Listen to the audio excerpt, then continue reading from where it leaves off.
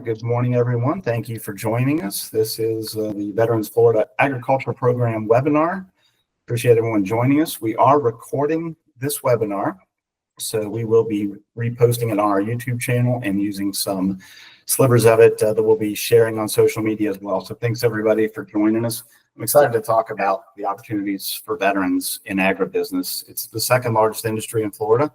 And I'm not sure even native Floridians are kind of aware of the scope of this. I mean, I think we're familiar with citrus. We're familiar maybe with strawberries from West Central Florida, but potatoes, watermelons, there's a lot of cash crops here in Florida. So, and a lot of cash crops and a lot of opportunities to keep this sector growing. That's my quick overview. We got a lot people a lot smarter on this, and we'll give you more details on that. And I'm gonna introduce the panelists here shortly, but before that, I wanted Keith Harena to introduce himself. Keith oversees our agriculture program. So Keith, talk a little bit about yourself. Sure. So my name's Keith Harena, and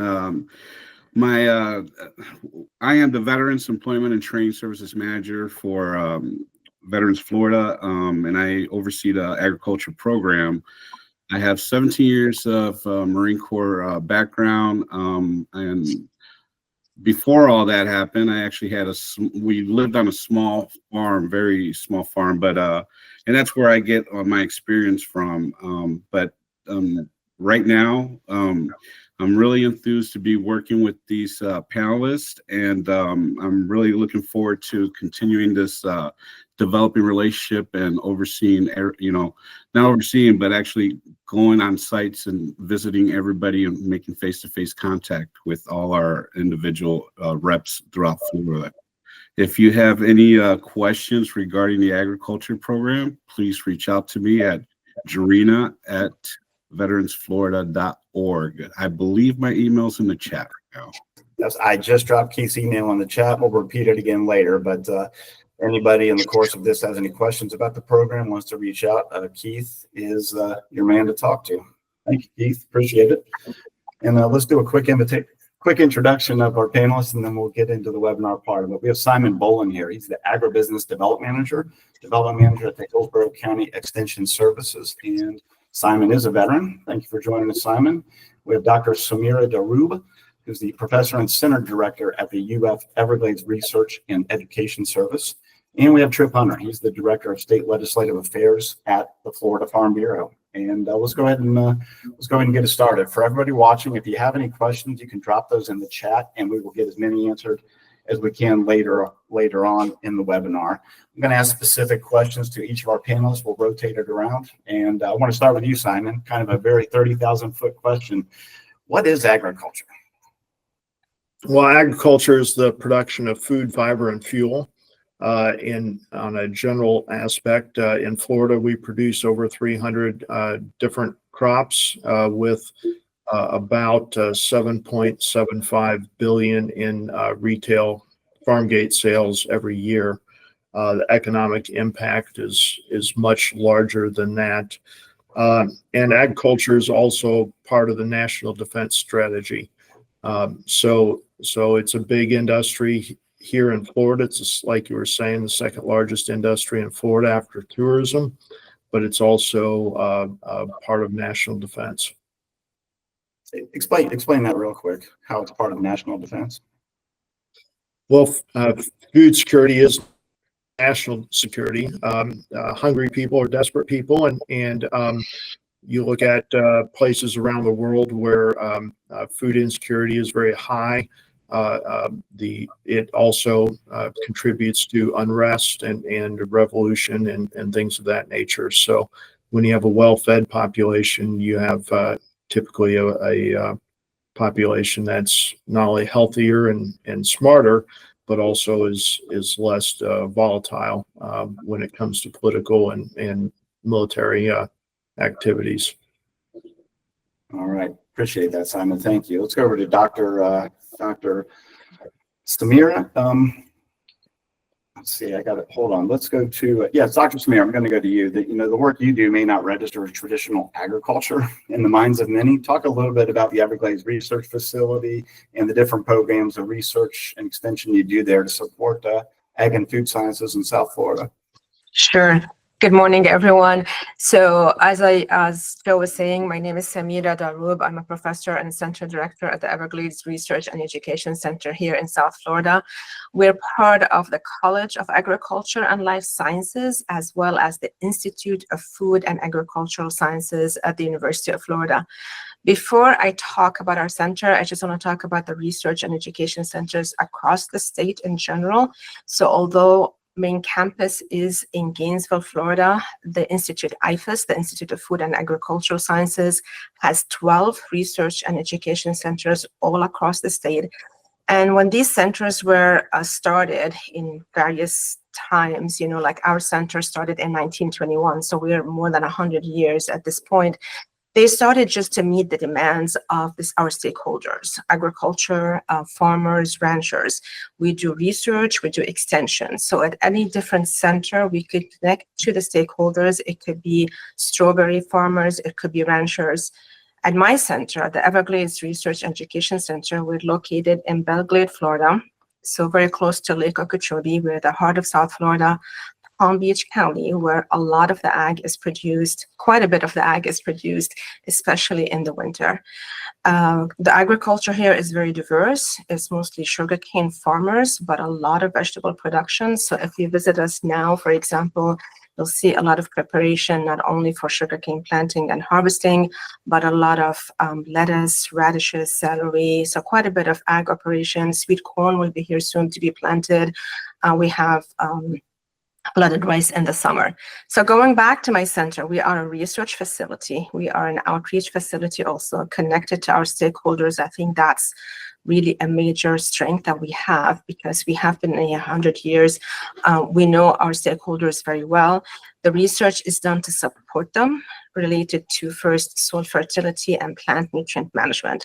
So crop management, how do we grow sugarcane? How do we fertilize it? Do we adhere to best management practices? We also do a lot of plant breeding research because the development of varieties is very important, new varieties, to make sure they are suited to the soils, to the weather, resistant to diseases. So we have lettuce breeding program, we have a sweet corn, forage corn breeding program, as well as a sugarcane breeding program. The sugarcane breeding program is the largest, I would say. It is in association with the USDA, as well as the Florida Sugarcane League. And also we do a lot of research in pests and diseases because we are in a semi-tropical environment. There's a lot of water, a lot of humidity, a lot of diseases, insects that we have to combat all the time. The third thing that we do, or the major thing that we do also, is related to environmental protection. Related to water quality, we are very close to the Everglades, so it's very important for us and to our stakeholders because they are stewards of the land. They do a lot of best management practices in terms to protect their soil, but also water quality going to the Everglades. So the center, in summary, we do a lot of research and extension to be able to have sustainable food production with an eye on improving environmental quality. Simon mentioned food security, and yes, food security is part of national security because you want to have a local source of food. You don't want to depend on imported food from any country because once you lose the land, once you lose the food security, internal food security, is really can impact national security. So this is in a summary of what we do here. That's good, Dr. Daroub. Thank you. I know you do a lot down there. I might come back and talk about IFAS in broad terms, but right now I want to go over to Tripp. Tripp's with the Florida Farm Bureau. I know you've been on the road this week, checking out agriculture from one end of the state to the other. Tell us a little bit about what Florida Farm Bureau does and kind of the state of agribusiness right now. Yeah, thank you, Joe. Thanks for having me on. Really an honor to be a part of today's discussion. And it's a really fitting conversation to have because there's clearly a distinct connection between a passion for service and an advocate for agriculture. I mean, a lot of Veterans Florida's leaders and members are some of our biggest advocates for Florida agriculture. So grateful for this partnership and this opportunity. So a little bit about Florida Farm Bureau and how we work to support Florida farmers and beyond. So we're a grassroots organization comprised of members that stem from all the counties around the state. We have just over 130,000 members across every county in Florida, and I believe we represent almost every commodity grown in Florida, which totals over 300, as Simon mentioned earlier. Simon went with lower number. I'm going to go with the bigger number because that's what I like to do. But Florida agriculture probably contributes. I mean, it's probably close to 200 billion annually to the state's economy, and it supports over 2.5 million jobs. And not all those jobs have to be farmers. I mean, it's things like I do. It's chemical reps, various things, jobs at IFAS. We work very closely with them, and it's really a team effort to support the growers who are kind of the peak of that triangle, if you will. So we really rely on our members' expertise within Farm Bureau to really guide us in making effective policy decisions at a local level, at a state level, and even on to the federal level. Moving on, I'd really like to take a moment. We're in a unique position in terms of how we're represented in Tallahassee. So we're lucky right now that we've got a commissioner in Wilton Simpson and a soon-to-be Senate president in Ben Albritton. And these guys are both farmers. They live it, they breathe it, they love it. If they didn't see a need, they probably wouldn't be legislators. I would say that they're farmers first, and then it goes down the line from there. Among that list, and two of these names I know are very close to y'all, is Senator Jay Collins and Representative Danny Alvarez. They're two of our biggest advocates. I was with Senator Collins earlier this week. I was texting with Representative Alvarez earlier this week, and these are two guys who champion what seems like all the right things in the state, and we just happy to be lucky that they view agriculture as one of those things. But just wanted to say a thank you to those guys and their leadership.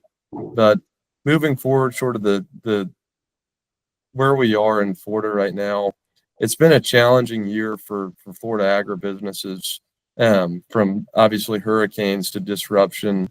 There's been significant obstacles this year, but this isn't the first time farmers have encountered adversity. We compete with other countries. We don't have the same standards as other countries. I mean, ours are very much higher, and yet we still show up to bat. We still show up and provide a good food source, and it really is encouraging to see how resilient our growers are. And so I just want to say, again, thank you for allowing me to be a part of this conversation. Look forward to any questions, and there are a lot of opportunities in agriculture. And Joe, one thing I'll note before letting you move on, the average age of a Florida farmer, I believe, is 58 years old. And so and then it's scary that number continues to grow up. Or to go up. So having these conversations, developing leaders in ag, whether it's the person out there producing the commodity or servicing the commodity or shipping the commodity or passing policies for the commodity, we got to have advocates, because if we don't have food grown in Florida, we're going to be in some trouble. So again, appreciate the opportunity and glad to be on. Thanks, Tripp. There's two quick things there before we get back to the regularly scheduled questions. One, Senator Jay Collins and Representative Danny Alvarez are both in Hillsborough County, and they are on the Veterans Florida Board. And I know earlier this week, Senator Collins was speaking to a farmers group in Belgrade, I think. So these are true public servants, and we're fortunate to have them working with us. And Tripp also makes another good point. One of the things that Florida offers that I'm not sure any other state does is this really intense cooperation between Florida Farm Bureau, elected officials, statewide groups like IFAS, private employers. So when someone comes to Veterans Florida and says, hey, we'd like to be part of the agribusiness in the state, it's easy for us to work with them because we know we have hundreds of supporters around the state who are all working to make sure that veterans and others have careers in agribusiness. So it's it's great to have that kind of support network here in Florida. So I'm going to go now, Simon. I'm going to go back to you. Let's get a little bit more into the how veterans fit into agribusiness. Simon, you're a veteran. Tell us a bit about your experience and how veterans or separating service members can transition that military experience into a career in agriculture. Well, I think what I see a lot with veterans is they get out of military service, whether it's after 4 years or 24 years, and they lack purpose. They were told how to dress, what to do. They had a mission. They were going out and defending the nation. And then they get out and they're working at a 9-to-5 job in an office, and that purpose is just, in some cases, just not there. Agriculture, on the other hand, is a purpose-driven lifestyle. You have to want to do it. It is a lifestyle. Maybe the agricultural uniform is a pair of boots and a hat, and whether you're wearing jeans or shorts or a t-shirt or a suit, you're more than likely in jeans and a hat, and you're doing something for the greater good. You're producing food. So that's the purpose behind agriculture, life and career. And it's also very mission oriented. You have, a harvest mission, you have a planting mission, you have to get a certain activity done before it rains, before it gets to be dark, before it gets to be light, but before the wind or the hurricane comes in. You have a mission, and it has a deadline. It has to be done. And in production agriculture, a lot of it is outdoors. With some of the veterans that have gone through the Veterans Florida Agriculture Program, I said, this is the best opportunity you'll have to sweat your butt off, roll around in the dirt, and not get shot at.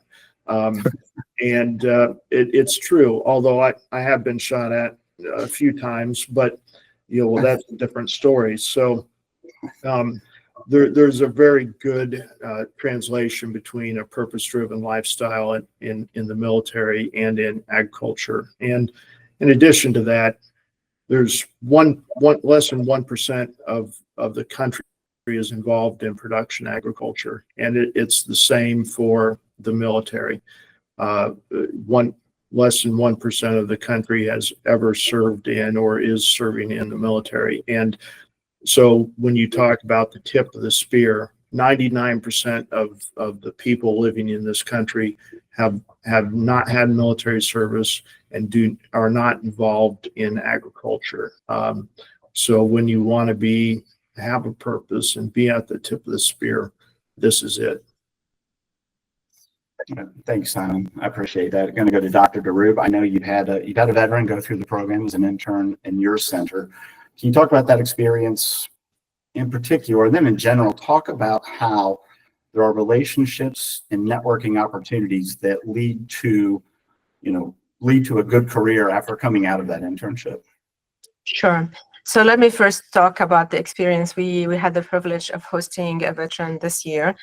He was here for about 6 months. And when we started this conversations with him, we made sure we understood what was his objective. And I think that's very important. That's a very starting point. What is the objective of the training?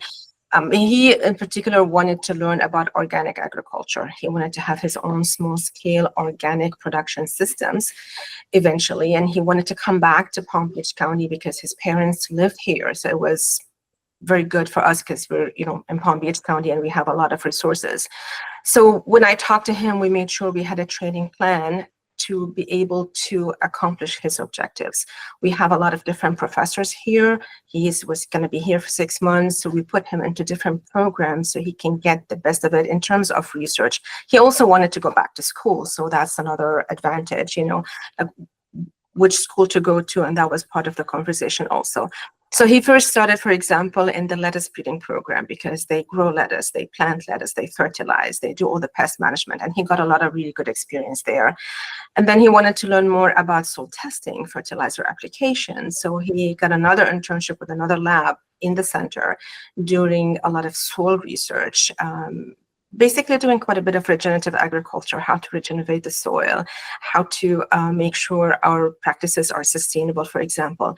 He spent most of the time with that lab because he really enjoyed it, and he got connected to the academia with that professor in terms, okay, how do I start my small scale organic production in terms of theory?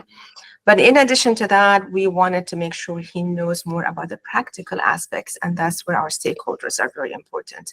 So I connected him with the extension service here. And by the way, the University of Florida IFAS not only does research, but does a lot of extension.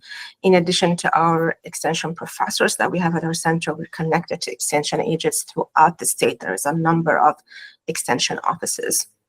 So we connected him to the extension agent here she does mostly vegetable production. She knows a lot of farmers that work on organic soils here, on sandy soils. We have a lot of different soils in the area, in Florida in general, but mostly organic and sandy soils in this part of Florida.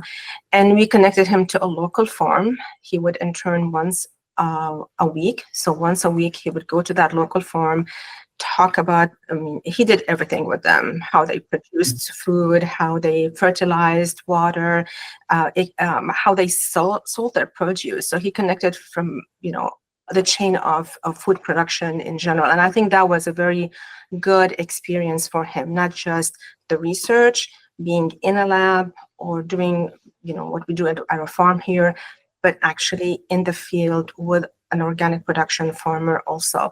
We tried to get him as much as exposure to our stakeholders as possible. A lot of, again, vegetable production here. I think he benefited quite a bit from that experience. Eventually, he's applied to go back to school and finish his degree. So I feel, and when I talk to him, I do like an exit interview. That he was my first veteran, but we do a lot of interns here. We have a lot of interns that come from different universities. And I like always to have an exit interview with him. And he said 100% what I wanted from this internship he got, which made me feel really good. Yeah. Thank you, Dr. Daroub. And hundreds of veterans or separating service members have gone through our agriculture program. And we currently have a wait list of veterans who want to join the program that is more than 400 people. And so there's a big interest in this, and we're committed to getting as many of them trained as we can. Tripp, we talked about this a little bit. You talked about the median, the average age of a farmer being up in the upper 50s. You do go around state, you talk to farmers, you talk to businesses, where exactly are the jobs are? Are there particular fields, particular positions? And then I'd also ask you this, you talked about the state, how the state is supportive of this. Maybe talk a little bit about the shape that support from the state takes and how it benefits the industry. That's two questions, Tripp. Do one at a time. First question, the jobs are everywhere. One of the most difficult things we deal with in ag is labor, and that's not just manual labor, it's professional labor. You see at the University of Florida, I went to Auburn, we have these ag schools that keep getting smaller and smaller, and you have professionals pursuing careers and different lines of work outside of ag. Ag needs attorneys, ag needs talented salespeople, ag needs talented PR. I mean, you name it. I mean, it's out there. Talking to growers, they rely heavily on their different manufacturers around what kind of tractor they're using, who their sales representative might be. Is he able to check on them and make sure that their equipment's working before a hurricane? And so really, Joe, I mean, there's a lot of jobs out there. I mean, you could probably search Indeed in Florida agriculture right now, and it may have the most openings with the least applications. And it's a sad fact because these jobs are very rewarding. As Simon mentioned, you have to have a passion about this, and it is a lifestyle. But similar to the veterans that I've been around, and thank you to those who've served. I did not, but I have a great appreciation for it. It's just a different culture, and it's a good culture. Everyone works hard. They take care of their families, and they get up every day and they just get right to it. And to sort of couple into your next question, the state's doing a really good job of supporting the job growth as well. You heard me mention Commissioner Simpson earlier. As soon as he got elected to the commissioner's office or to be the commissioner of agriculture, one of the first things he did is raise the pay scale for employees within the Florida Department of Agriculture. And the Florida Department of Agriculture is constantly looking for talent, looking for various individuals, and I'm sure veterans are at the top of that list to fill some of their needs around the state. And to be honest with you, if there's folks listening the department's one of the best places you can start in the line of agriculture, because they get you out there, you're meeting growers all over the state, you're helping growers all over the state, and your network, if it's small in agriculture, it's going to be as big as you want it to be. Joe mentioned earlier that I was covering some windshield time. I think half of my job description might be truck driver. I do cover some ground all over the state, but you get to meet a lot of good people. So, Joe, I hope that answers your question, but just know there's honestly a lot of opportunities, and it doesn't just have to be dirt work. I mean, there's a lot of professional opportunities in agriculture as well, that are out there and available within the department and the private sector. That's helpful. Can I add something to that too? So, Absolutely. yeah, in Palm Beach County, I know a lot of our companies here are always looking for employees. So in Palm Beach County, there is a lack of skilled people in agriculture. So one of the big job markets is the use of technology, computers, artificial intelligence, drones. A lot of our stakeholders here are using drones to be able to detect pests and diseases. And I can see some of the skills that the veterans have acquired in the Army would be very applicable to agriculture, because the technologies, the AI, the drones, remote sensing, it's all applied in agriculture these days. Yeah. And they train, so you don't have to know everything, but they do train. Yeah. That's a good comment, Dr. Daroub. I appreciate it. Yeah, I think maybe most people think of agriculture, they think about being out there on a tractor, right? This is a high-tech industry. There is, there's a wide breadth of experience needed and expertise needed. So I appreciate you bringing that up. Simon, I got to go back to you. I get to use my agriculture pun. It might be a tough road to hoe for veterans coming in here. Talk a little bit about entry points and some, we talked about homesteading, production, support roles. Tell me a little bit more about those positions and maybe how a career path would look for a veteran. Well, I think obviously the best career choice would be to enter into the Veterans Florida Agriculture Program, either as a veteran or as a transitioning service member, and spend 3, 4, 6 months studying at the IFAS research and education centers. That there's 16 of these facilities around the state. So whether you're in Homestead or in Palm Beach County or up in the Panhandle, you'll be relatively close to one of these facilities that are studying the type of agriculture in that area. Because Florida is a very long and very wide state too, and there's everything from rice and sugarcane in the south to cotton and peanuts and soybeans in the north. So very different agriculture, very different types of farming. But homesteading is people that buy a small plot of land and want to live off the land, and there's nothing wrong with that. And if you have a alternate source of income, either through your VA disability or through a job in town, so to speak, that's a fine way to do it. It's going to be extremely tough to make a living off of homesteading. And I get a lot of calls from people, veterans and others that, say, I bought 10 acres of land, I bought 5 acres of land. What should I do? Well, the first thing you should do is write a business plan before you spend any money. Work with Veterans Florida, go to the local Small Business Association office, write a business plan, go to your local extension office. Every county has an extension office, and extension takes the research that they're doing at the research and education centers that Dr. Daroub runs, and takes it out to the growers, takes it out to the people in the community. So they're an excellent resource. But write a business plan, and more importantly, write a marketing plan, because you need to know who you're selling to and hopefully how much you can get for it. So that's a route for homesteading. Working in production agriculture is great, but it's a high capital intensive investment. You have to buy if you don't already have land, you have to buy land, you have to buy equipment, you have to buy seed, fertilizer, you have to pay for labor if you don't have any and you're larger than what you can do. So it's very capital intensive, and it can be very intimidating and maybe not very smart or practical to do that on day one. Go through the internship, the Veterans Florida Ag program, the internship program, maybe work for a local agricultural producer, local farmer for forever if you want to, and then get into production agriculture. That route would be a much easier and much more practical way to do it. And then there's support industries.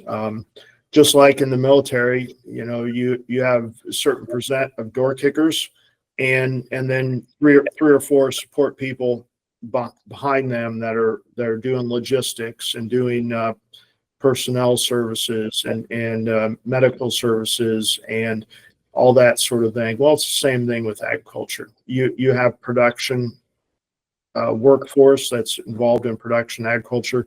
Then you have everybody in the support industries. You have the fertilizer dealers and sales. You have logistics. You have maintenance personnel. You have all sorts of people that help support that farmer and that production agricultural operation. So, and like Dr. Daroub was saying and earlier, there's you don't just have to sit on a tractor. You can be selling produce in an air-conditioned office. You could be working on a piece of equipment.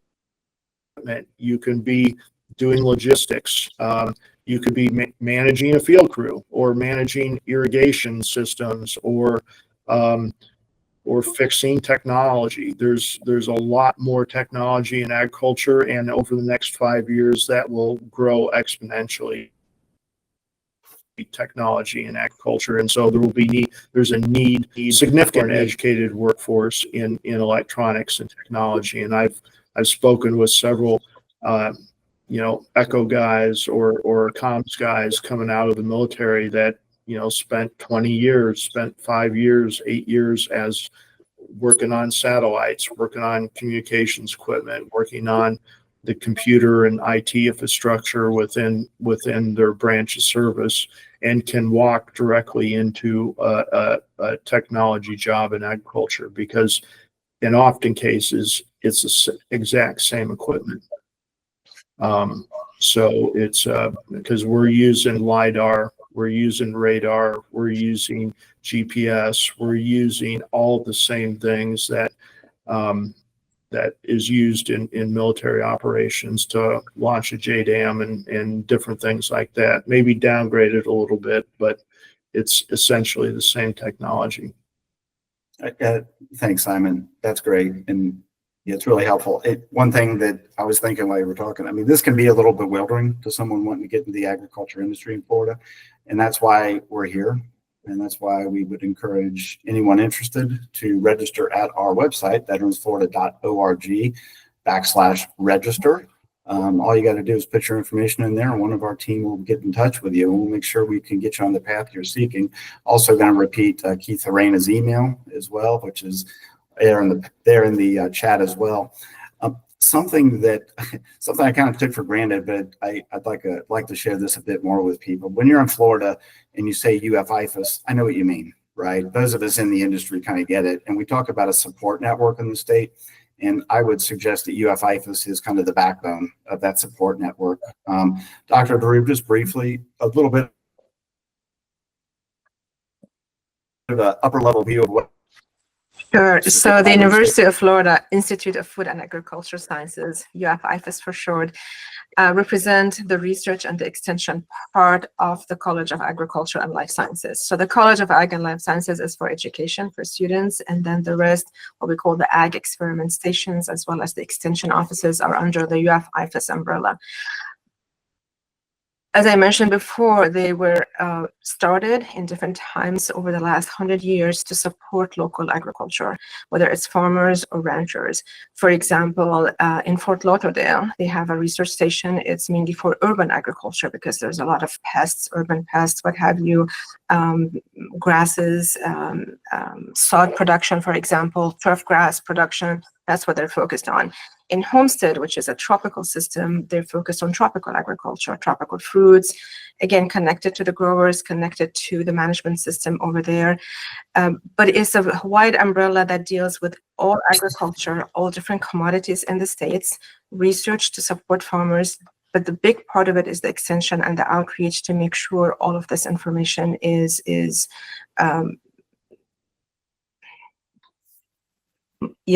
translated to the local person, to the local agriculture, but also to anybody from the public, because sometimes this information needs to be translated at different levels or need to be extended at different levels, to make sure everybody understands it. There is a lot of farm safety operations, extension information. There's a lot for age, for example, kids, as well as agriculture. So it's a huge operation. As Tripp was saying, we connect quite a bit with Farm Bureau. I'm actually part of Western Palm Beach Farm Bureau, and we lobby quite a bit in Tallahassee too. We have a lobbyist to make sure the research, the money for the research, the money for extension is there for university, because at the end of the day, we are here to support our local farmers. We are also the education branch to be able to educate the next group of students that will become pioneers in the field, not just in academia, but also our local farmers and, in any aspect of agriculture. Yeah, other states have extension services, most maybe, if not all. And I've been in some of those states, but the University of Florida and the state of Florida has the extension service just incredible. I mean, they got a local presence all around the state and can handle anything from how do I protect my petunias during this freeze that's upcoming to, how to get into the industry and high-tech research too. So, we are very lucky to have the support from the state, because if we don't have the support from the state of Florida, from our local legislators, from Farm Bureau, we would not be able to provide these services. And there's a number of land-grant universities. The University of Florida is the land-grant university. There's a number of land-grant universities across the United States that do not have much extension service. One of them is University of California, very limited extension service. And that's a problem, because if you do all this research, they worry about, all the money they get from research, but not the help to our growers. It is a problem for agriculture. So we're very lucky and we're very fortunate in the state of Florida. Yeah, thank you, Dr. Daroub. Well said. Just going to ask each of you, what would you suggest to someone, particularly a veteran, wanting to get into the industry? And why should they as well? I'll start with you, Tripp. Appreciate it, Joe. I'm going to quote the commissioner here. So he often says, when you hear you need a farmer 3 times a day. And without a farmer, we're only 3 days away from anarchy. If people aren't able to get food, people aren't able to eat, it could cause a problem. I know I'm hungry and it's only 10:30, so I'm going to be counting on a farmer here pretty shortly. But if you're looking to get familiar with Florida agriculture, if you're looking for a career in Florida agriculture, people always kind of look at ag as like this mythical group of people, and it's hard to get into, and their families have done it forever. I didn't grow up on a farm. I've been around it my whole life. I'm fortunate to have some land in Georgia, but it's mainly timber production and it's not as hands-on. But what I do appreciate, and I think most of you would, is the culture that the agriculture industry has to offer. And if you're interested in this career, I think working through county farm bureaus, working through Veterans Florida, we're all here for the success of, 1, you all, because thank you for your service, and 2, for this industry, because it's critical to our state, it's critical to our country, and it's really critical to our economy here in Florida. And so, again, I'll harp on the culture. If you know a farmer, talk to them about it. If you don't, reach out to your UF extension and say you're looking for mentorship and getting into this. Reach out to Veterans Florida and say you're looking for mentorship to get into this. we clearly need more professionals, more talent, more farmers in this industry. And don't let the fact that you don't know how to go out there and grow sweet corn or grow tomatoes or grow sugarcane stop you from joining this industry. Because as Simon said, there's technology just tells you how to do it now. Now I'm kidding. There's a lot of institutional knowledge still, but it's a great industry. I'd love to work with all of you in it and hope those listening can find value in what I'm saying. But Joe, feel free to share my info with folks in the chat. I want to be helpful. If you're interested in Farm Bureau, we have career opportunities within Farm Bureau that we're always looking for talented folks in. Just really grateful to be a part of this conversation. Hope to see some of you running around the state like I am, working with some of our great growers. And again, just thanks for including me in this conversation. Yeah, we appreciate it, Tripp. And you gave me the opportunity to say at least one more time, if you're a vet, you're interested in participating, go to veteransflorida.org/register. And I will say that again, and it's in the chat. But now, same questions for you, Dr. Daroub. Yeah, so I agree with Tripp. There is a lot of well-paid agricultural jobs that are very diverse, quite a bit of diversity in our jobs. And I think a lot of the skills that veterans have learned in their service can be applied to agriculture. I think it's important to know what is your passion, where you want to be your career, because this is a career, this is a lifelong, not just a job. I mean, if you're in agriculture, it's a family business. A lot of the companies here, which I have the privilege of working with, treat people like families, and they never leave. We've had employees in some of the companies here for 30, 40 years because they treat them well. They're well-paid jobs. They train them very well. So there's a lot of opportunities. It's very diverse. Again, it's not just being outside. You can be just watching. It's an incredible operation when they watch their operations in terms of harvesting sugarcane, for example. It's all automated. They know exactly where the trucks are. They need people in different aspects of their operations.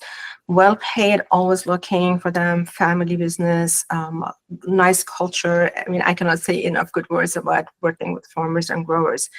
The other thing I want to say, because we are with the university, I'm with the University of Florida IFAS, especially with the intern that we had, he wanted to continue his education. Eventually, he applied to another school, but we have a lot of opportunities at the university. You may have your AA, you may have your degree or want a master's degree. The University of Florida has invested quite a bit in online education, so you don't even have to be in Gainesville. You can be in any of these research centers, get a bachelor's degree in environmental management, for example. We call it Soil About Production Agriculture. Their master's program in entomology, in different aspects. And if you need information, I'll be more than happy to send them. But this will give you the opportunity of not only working in the field, but also pursuing a higher degree and a different, advancing your career, basically. A lot of opportunities at the University of Florida, as well as FAMU, because they are the ag school also in the state. Thank you, Dr. Daroub. Same questions for you, Simon, to wrap us up for the day. Yeah, I mean, both Dr. Daroub and Tripp mentioned some great aspects. The most obvious one, and since we're here, is to register with the Veterans Florida Agriculture Program. Talk with Keith about that, and get an introduction to agriculture and get paid for it. And this program was developed to be hands-on, paid hands-on training, where you get a little bit of information about a lot of different areas in agriculture. So you have a well-rounded experience from driving a tractor to plant breeding to pests and diseases and different things. So it's a good introductory course that provides well-rounded experiences where you can go out and kind of narrow down what you like and what you don't like. And it also offers opportunities to work with and interact with local growers, which develop your local network and your resources in the community that the veteran wants to be based out of. And that's foremost the most important thing. who are your local assets and resources that you can call up and say, hey, I've got this problem, or what do you think about this, and get some firsthand knowledge from somebody who's already done it, and hopefully not make the same mistakes that they did. So that's that, because mistakes cost money and time, and agriculture, both are limited, because you've got, when you have to plant, you have to plant. When you have to harvest, you have to harvest. So you can't be wasting time and things of that nature. So I'm also a great resource. I work in Hillsborough County, but I talk with people all over the state, and about opportunities in agriculture and how to get started. And there's also other things. Go on LinkedIn careers and look on there. Go to agcareers.com. Go, there's a knock on the door of the local farmer or the local farm cooperative, and see what sort of jobs they have, or see if they have anybody that they know, one of their customers that's looking to hire somebody. But first and foremost, I'd go through the Veterans Florida Ag program. It gives you just a great experience, and sets you up for success at whatever career you'd like to choose in agriculture. Thank you very much, Simon. And just to echo what everybody said, Veterans Florida is created to help you get into industries like agriculture, and there's no charge. And I will again let you know that it's veteransflorida.org/register. And you can always reach out to Keith. His email's in the chat, but we'll say it again. It's GERENA@veteransflorida.org. So while Rasta is typing, I want to say I was very happy with the experience of the intern that was here at the University of Florida at the research station. And I'm sure a lot of research and education centers, because there's so many of them across the states, will be happy to do that. It was a positive experience from both sides, because, okay, we don't have to pay for that intern. You guys pay for them, which is great. And they're very hardworking. So for us, it was a very good experience, helpful to us at the center. And I think they got a lot from that experience too. So both ways, it's very beneficial. I just wanted to add that. Thank you, Dr. Daroub. All right. Well, look, everyone who's our panelists, everyone who's joined us, thank you so much. It's an exciting opportunity for veterans, exciting opportunity to support the state and support our communities. And so I will say one more time, we're here to help. It's no cost to you. We'll get you connected with who you need to be connected with. It's veteransflorida.org/register. And thank you, everyone, for your time today. I really appreciate it. Thank you, Joe. Thank you, Joe. Bye-bye.